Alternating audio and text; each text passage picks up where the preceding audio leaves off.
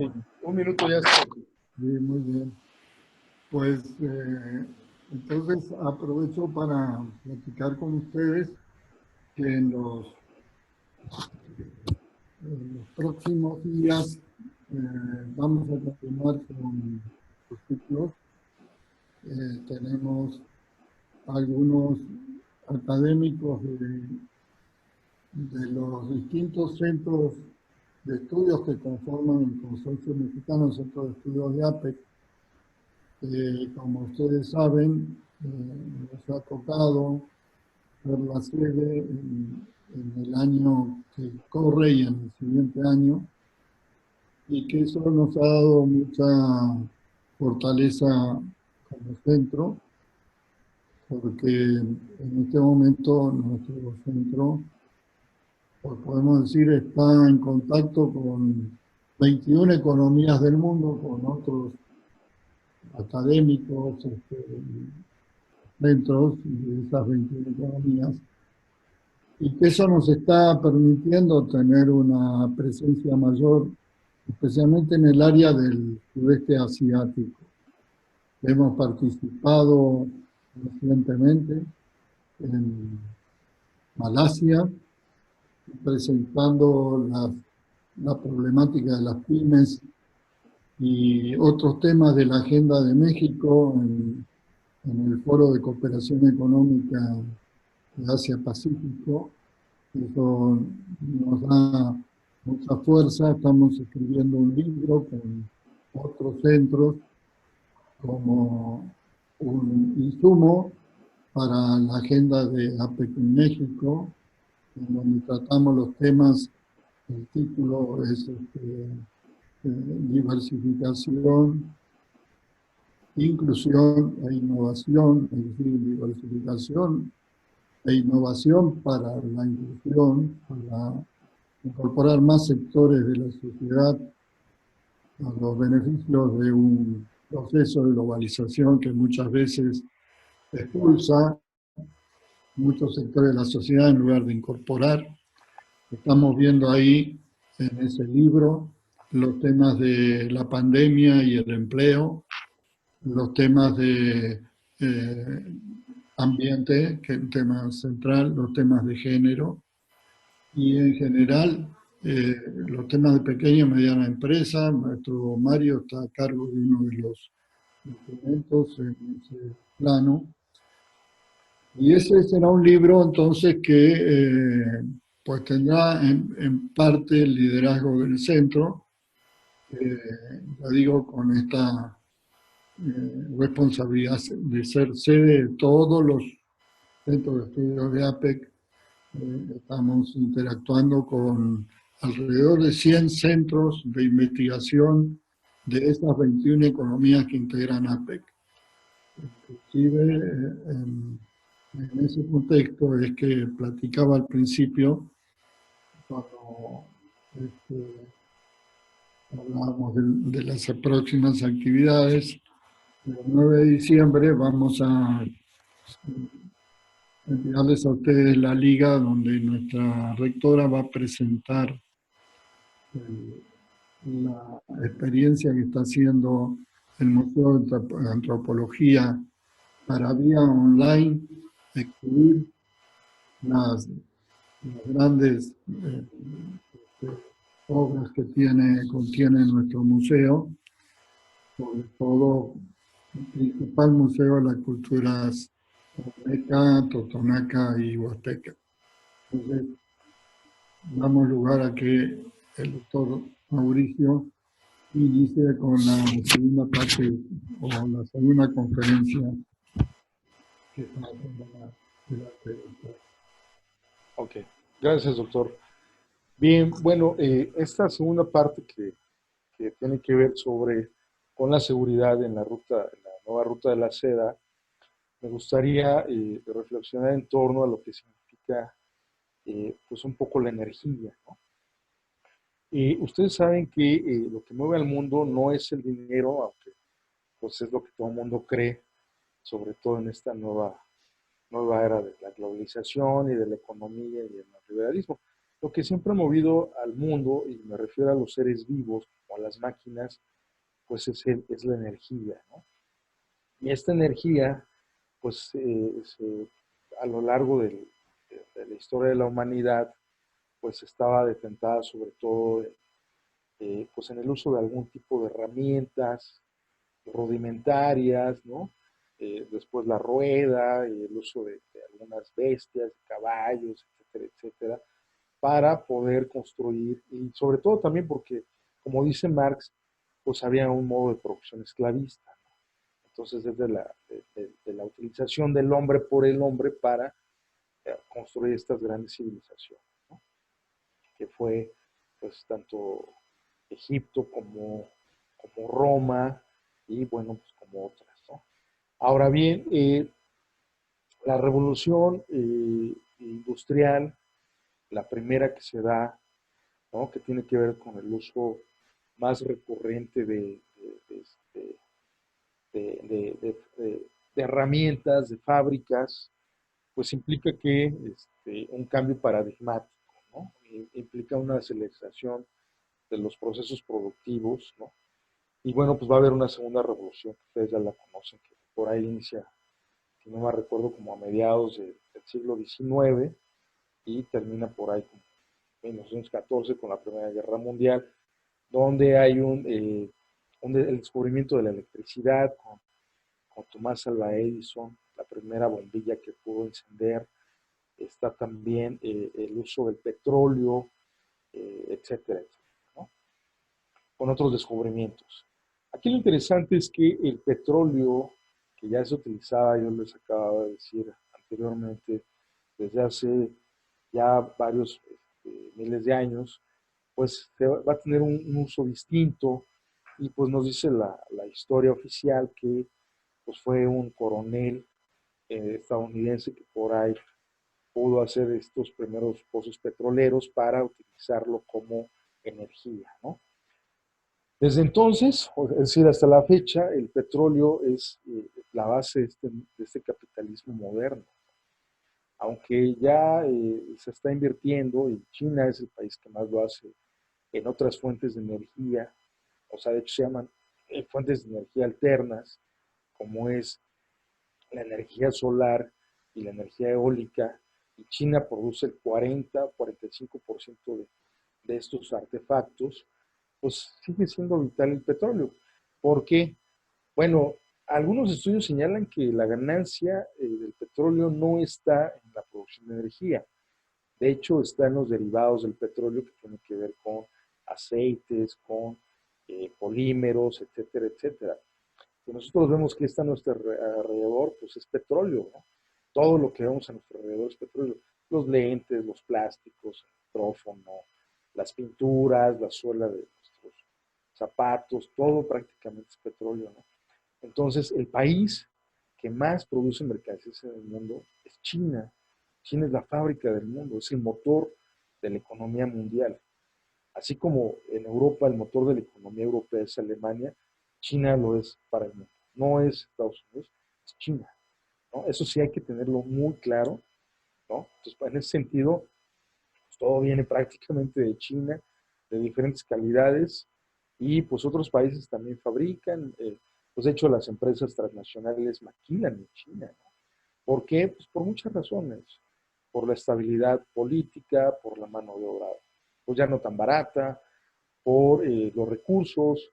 China cuenta también con una ventaja, no solamente tiene petróleo, sino además es el segundo consumidor de petróleo en el mundo, sino que tiene algo que se llama tierras raras, que son unos cerca de veintitantos minerales que se descubrieron, creo que hace no más de 20 años, no más recuerdo, y que además estos minerales son estratégicos, de hecho son más caros que muchas veces que la plata o el oro, y que se utilizan para blindaje, se utilizan para la fabricación de satélites, se utilizan para aleaciones, se utilizan para teléfonos celulares, y el 95% de estos minerales, ¿dónde creen que estén? Están en China. China tiene las mayores reservas en el mundo, ¿no? Entonces, pues China tiene estos recursos muy interesantes y pues los utiliza, ¿no? Ahora bien, El petróleo, la tasa de demanda, el consumo de petróleo, pues, desde el siglo pasado, pues ha estado creciendo. Decreció, bueno, cayó el precio del petróleo por ahí de 2008. Sin embargo, ya un año después, en 2009, pues China fue el país que más consumió petróleo en el mundo y de hecho consume el 40% del petróleo mundial, ¿no? Por la misma crisis, ¿no? Entonces, podemos decir que China reactivó la economía de 2008, ¿no? China requiere petróleo para fabricar todas sus mercancías y venderlas en el resto del mundo, ¿no? Entonces, es vital el petróleo, ¿no? Por eso es tan importante la cuestión de seguridad en estas rutas marítimas, ¿no? Y en estos estrechos que les voy a ir mencionando poco a poco, ¿no? Pues hay que entender que el petróleo va a seguir siendo todavía muy importante, ¿no? Quizá, pues yo diría que un siglo más, no lo sabemos, ¿no? No quiero jugarle al futurólogo. A mí no me gusta mucho apostar y decir, en 30 años va a ocurrir esto. Y pues no tenemos una bolita de cristal y pues eso nunca va a ocurrir, ¿no? O sea, no sabemos qué va a ocurrir en el futuro. Lo que sí sabemos es que todavía va a utilizarse el petróleo y los países utilizan el petróleo de manera diferente. Y en el caso de México, la mayoría del petróleo que se utiliza es para generar energía, lo cual desde mi punto de vista pues, es un gran error porque quemamos petróleo para generar energía que podemos, eh, eh, podemos eh, recurrir a ella de diferentes fuentes. Y sobre todo México tiene grandes espacios para construir energía eólica, para instalar energía eólica, para construir paneles solares, como se han hecho en Chihuahua, ¿no? Etcétera, etcétera, para hacer esos grandes parques solares, ¿no? Pero seguimos todavía quemando petróleo para... Estados Unidos utiliza el petróleo, lo almacena, sabemos que tiene en algunos estados de la Unión Americana estos grandes tanques subterráneos, ¿no? Y ahí lo está almacenando, y la otra, pues es sobre todo para la producción de gasolinas, es decir, para los derivados, y pues también que crea productos, ¿no? Y China, pues la mayoría de la energía que utiliza proviene del carbón mineral. Sin embargo, bueno, el petróleo específicamente es casi para uso exclusivo de las mercancías, porque allá los automóviles que se utilizan, pues muchos no tienen, no utilizan gasolina, de hecho es me parece que gas LP o gas licuado, no sé cuál sea la diferencia técnica, ¿no? Entonces, bueno, pues aquí hay un uso distinto, ¿no? Del petróleo. Ahora bien, ¿qué tiene que ver con la nueva ruta de la seda? Bueno, la nueva ruta de la seda, como ustedes seguramente lo han escuchado en otras reflexiones, pues es un proyecto de aprovisionamiento de recursos naturales y de cooptación de mercados, ¿no?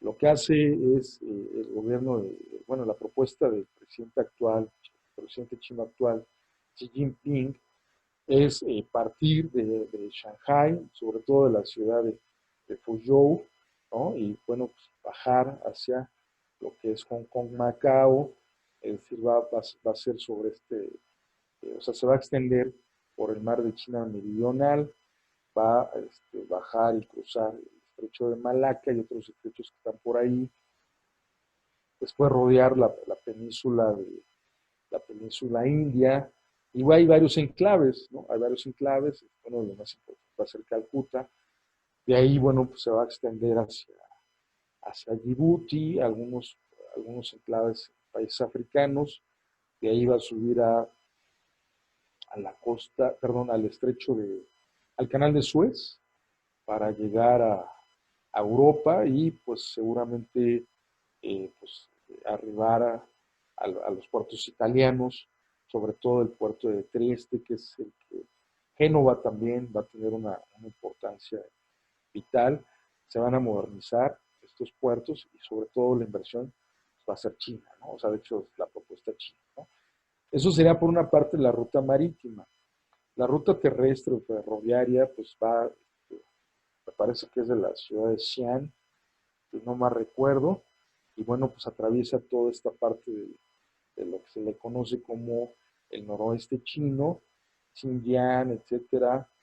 Va a pasar Samarcanda, toda esta región de Asia Central, estos países que, bueno, Samarcanda de hecho está creo que en Kirguistán, si no me recuerdo, otros, Turkmenistán, no recuerdo bien.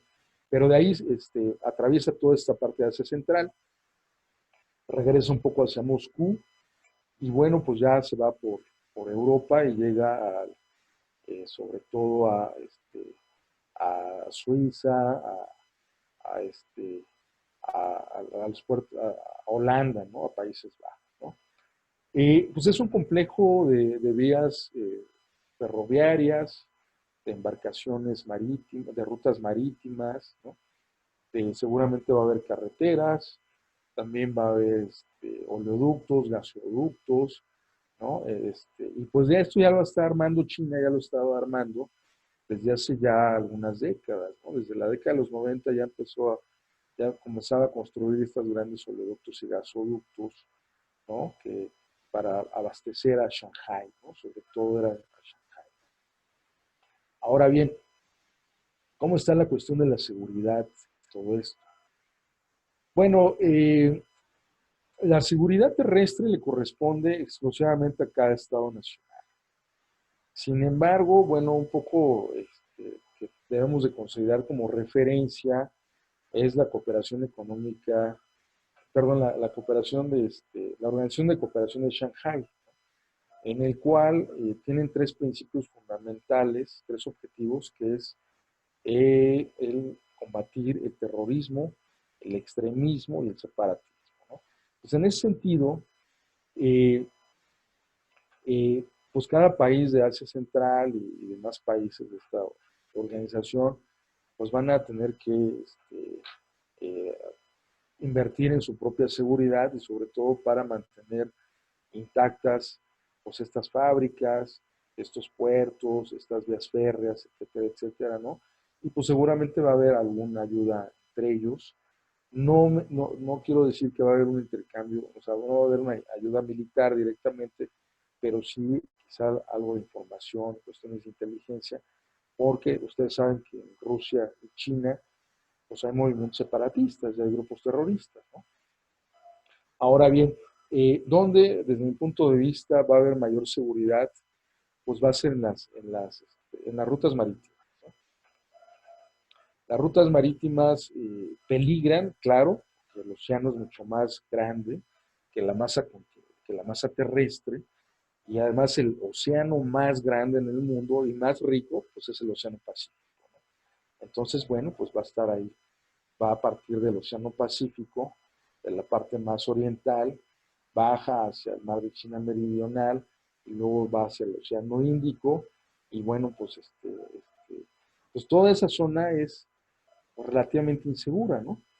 Y el, la piratería y sobre todo el robo de hidrocarburos, pero o sea, de estos grandes buques que contienen petróleo, pues ha sido un problema ya desde que muy poco estudiado, hay muy poca información, ¿no? Lo único que se sabe, de lo que yo poco estaba analizando, investigando, es que hay piratas taiwaneses, chinos, japoneses, coreanos, y no solamente sabíamos que había somalíes, ¿no?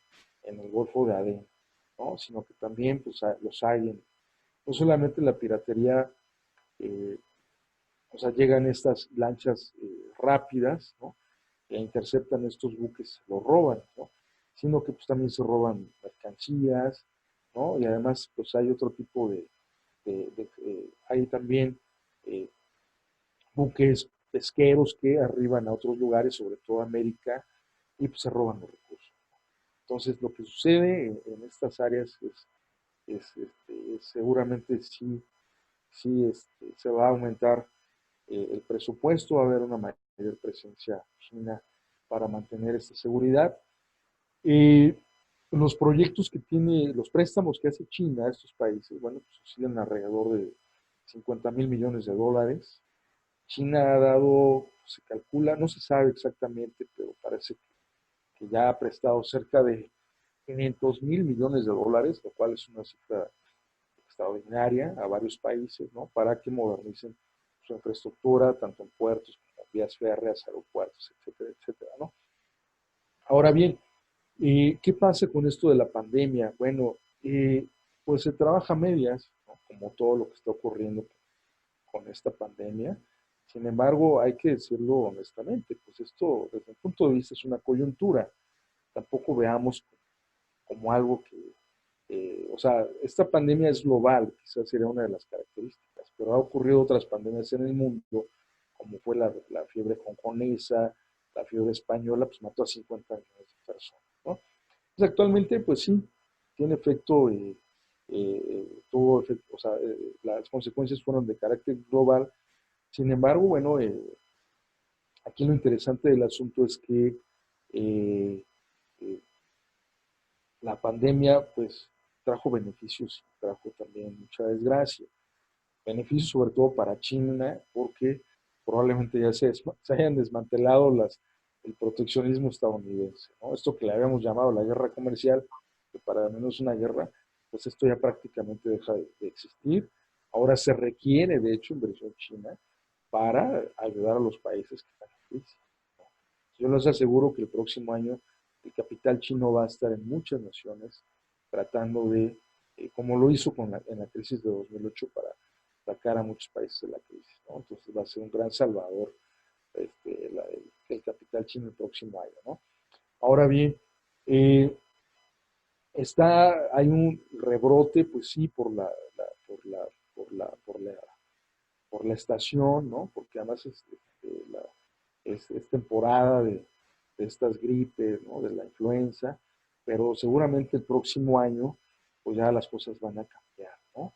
Ya hay varias empresas, varios laboratorios, ya hay varias empresas que ya están maquilando esta vacuna, que pues parece que ha dado buenos resultados, ¿no? Y bueno, parece que en el caso de China, pues ya la economía ahí va, ¿no? O sea, sí va a tener un decrecimiento, sí les ha afectado, pero pues de todas formas, o sea, estamos hablando de crecimiento que probablemente oscile entre un 4 o 5%, ¿no? Y eso es muy grande para, para, para, o sea, para el mundo, ¿no? O sea, con respecto a otros países que, pues, como México, ¿no? Que no ha crecido, ¿no? Por muchas razones, ¿no? Entonces, pues es una coyuntura que pues al final se va a tener que resolver. Igual este proyecto de la nueva ruta de la seda, pues también ha tenido estos límites, bueno, no límites, sino este obstáculo que es la pandemia. Yo no veo a China colocando bases navales en otros puertos, en otros países. Tampoco veo a una China instalando bases militares, eso no va a ocurrir. Me parece que eh, va a haber compromiso, creo que es un proyecto que no solamente le va a beneficiar a China, sino a todos los países que se adhieren a este proyecto, que además este proyecto finalmente lo que tiene como objetivo es unir comercialmente a Asia, África y Europa, ¿no? Entonces, y la otra, bueno, pues es disminuir quizá el verso de las mercancías o el número de días en llegar. O sea, ustedes saben que el transporte cada vez, si es más eficiente, pues lo que hace es tener mayor acceso a mercancías y la otra disminuir el costo de transporte, ¿no? O sea, lo que no es de la teoría de costos de transacción es que el transporte es fundamental, ¿no? Entonces ahí el flete, pues es a veces lo más caro para llevar una mercancía de un lugar a otro, ¿no? Entonces, por eso este proyecto, y este proyecto le va a dar dinamismo a China en caso de que Estados Unidos de plano, que no va a ocurrir, le cerrara más las puertas a las mercancías chinas, pues China ya tiene pues tiene mercados donde poderlas colocar. Y su estrategia económica desde hace décadas es de que si no se vende una cierta cantidad de productos en tal puerto, pues ellos se dirigen a otro y la venden, ¿no? Pues para los chinos, pues no hay esos límites sobre el comercio, ¿no? Los chinos son grandes comerciantes, siempre lo han sido y pues lo seguirán haciendo porque la visión de los chinos es de ganar todos, ¿no? De un juego suma no cero en el cual pues las ganancias son relativas y pues a lo mejor unos ganan más que otros, posiblemente China gane más que muchos, pero al final gana, ¿no? Y bueno, como lo comentaba con algunos amigos de África, con los que pude platicar cuando hice mi estancia en Wuhan, pues es que ellos estaban muy contentos con el arribo de China, ¿no? O sea, había excepciones, pero pues ellos me decían, bueno, es que el colonialismo europeo nos dejó pues, problemas y no nos dejó nada, ¿no? Y los chinos pues, nos construyen carreteras, hospitales, etcétera, etcétera. Entonces lo que vemos es una estrategia de la chequera, la han llamado esta diplomacia de la chequera, una estrategia como diría Joseph Nye y Robert Keohane, pues no es otra cosa más que el poder suave, pero pues China en su historia siempre lo ha hecho, ¿no? Por eso yo les decía en la discusión anterior que China pues era fue un imperio pues muy particular, ¿no? Muy sui generis, y actualmente también las relaciones que entabla con otros países son muy particulares, ¿no? Los chinos tienen una visión distinta a diferencia de los estadounidenses y de los europeos, ¿no? En cuanto a los negocios. En el tema de la seguridad, pues realmente es un proyecto económico, esto de la nueva ruta de la seda. Yo no veo una mayor eh, eh, digamos, inversión en defensa. O sea, creo que se va a continuar en los estándares que tiene planeado, digo, en los niveles que tiene planeado el ejército chino. Y pues sí, ahí donde yo veo que sí va a haber quizá mayor despliegue de unidades de superficie, es decir, barcos, pues va a ser en estas rutas, ¿no? Marítimas, porque le repito el tema de la piratería en estas aguas, pues es algo poco estudiado, pero que cada vez se ha incrementado más, ¿no? Entonces ya ha habido muchas operaciones, operaciones navales para contrarrestar la piratería, porque pues además los piratas de ahora no son los piratas del siglo XVI, ¿no? Tienen tecnología, tienen aparatos para detectar, tienen de hecho aparatos para inhabilitar los radares, y, ¿no? O sea, tiene una tecnología impresionante, ¿no? Hasta donde yo sé, el país que más compra petróleo robado es Taiwán, ¿no? Taiwán es el país que más buques eh, robados compra, ¿no? Alguna, bueno, no Taiwán como tal el país, sino las empresas taiwanesas.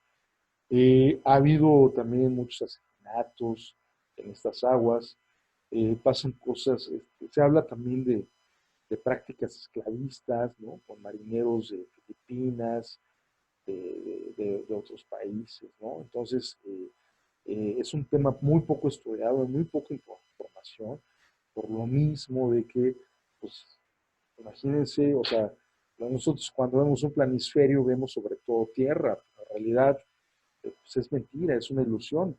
Realmente eh, el mar cubre dos terceras partes de la superficie de la tierra, ¿no? Entonces estos mares son impresionantes y por muchos barquitos que estén ahí, pues va a ser muy difícil estarlos supervisando, cuidándolos, ¿no?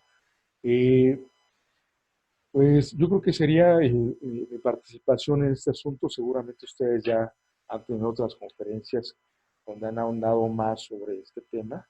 Eh, yo no veo realmente grandes problemas de seguridad en este tema de la nueva ruta de la seda, de la franja y la ruta.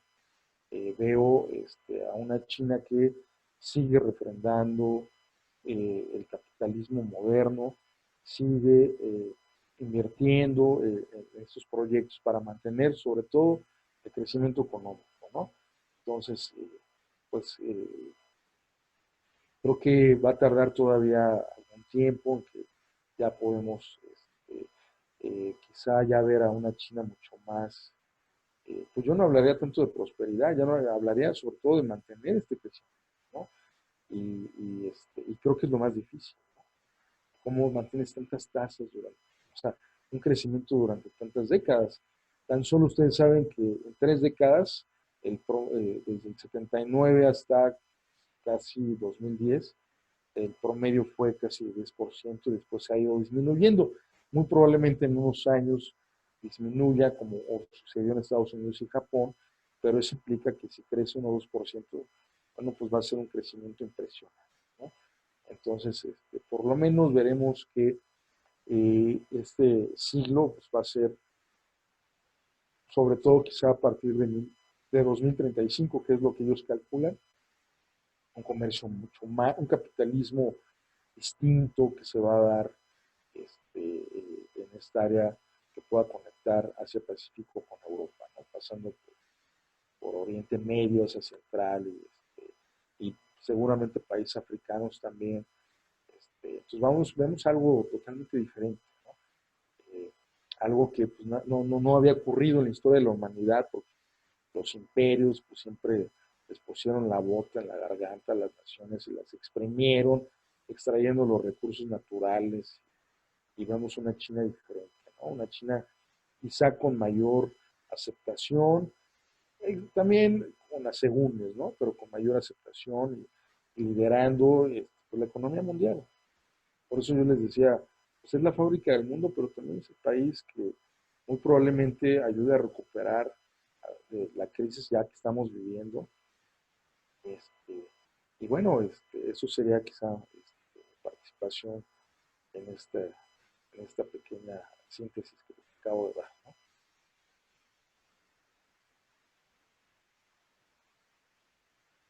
Hola, querido Mauricio, muchas gracias por tu conferencia, la segunda parte de tus conferencias. Bueno, ahí está el doctor Aníbal. Sí, y estábamos aquí Sí. viendo. Bueno, sí, yo diría lo siguiente, entonces, de acuerdo con lo programado, que si hubiera preguntas, mejor, Mauricio, que te las hagan llegar. Y entonces, lo que me gustaría es agradecerte mucho las presentaciones.